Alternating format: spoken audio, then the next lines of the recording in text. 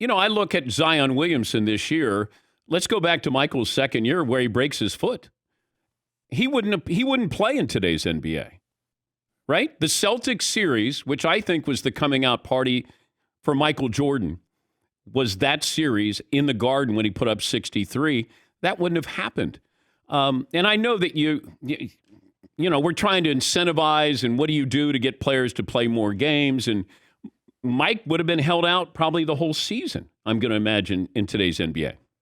I think that's right. I mean, and I'll just say you got to find the right balance because there's also players, former great players who you and I both know who are somewhat hobbled today because maybe they played at times they shouldn't have. So, I think your word incentives is the right one because I think there are situations today where even aside from injuries where, load management, as they call it these days, where perfectly healthy players, somebody at a team can tell you on November 15th that on January 19th, this player will not be playing in this game because our program suggests that would not be good for his health. And I think that it's more of an art than people acknowledge sometimes. There's the suggestion it's pure science, and we know will reduce injuries by a player not playing in that game. Now, of course, if you play in fewer games, maybe decreases the likelihood that you'll get injured, but it's the right balance because players understand it's a business too. They're entertainers.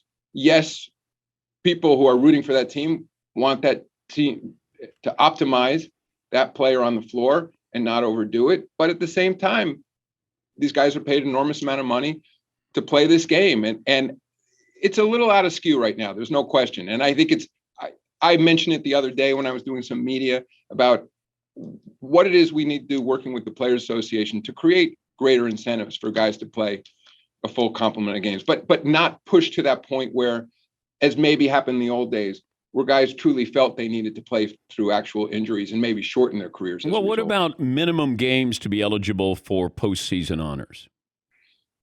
I think that's a good idea. I think that's something we should look at. I think that would be a way to incentivize guys. I think there's an expectation that if you are going to be an MVP or whatever that award is. Well, even first team, second team, third team, all NBA. Yeah. Sure. I agree with you. I think it's a good suggestion. I think it's something we're going to be going into collective bargaining fairly soon. And my sense is it's something that in the aggregate, most players would think is a good idea too. I mean, the conversation we're having is not all that different than the one I have with individual players. I mean, I think they're fans of the game. They want to see guys on the floor. And in fairness to the players, in many cases, it's the teams. These load management programs are coming from our teams, not the players. So it's often a trainer who is saying to a player, and by the way, I've had this conversation with Michael Jordan, and he thought at the time that he was more likely to get injured if he sat out a game. Like he thought like if he got out of his rhythm, that might lead to an injury. So while he felt that obligation to the fans, and what was different too in those days, there were games, and every game didn't get the scrutiny it got now, but maybe it was a game that certainly wasn't on national television, less important competitively, but he would start. They may take him out. He'd start the third quarter. But for a fan who was there tuning in or in that arena, maybe their only chance to see Michael Jordan, he made sure that he was on the floor.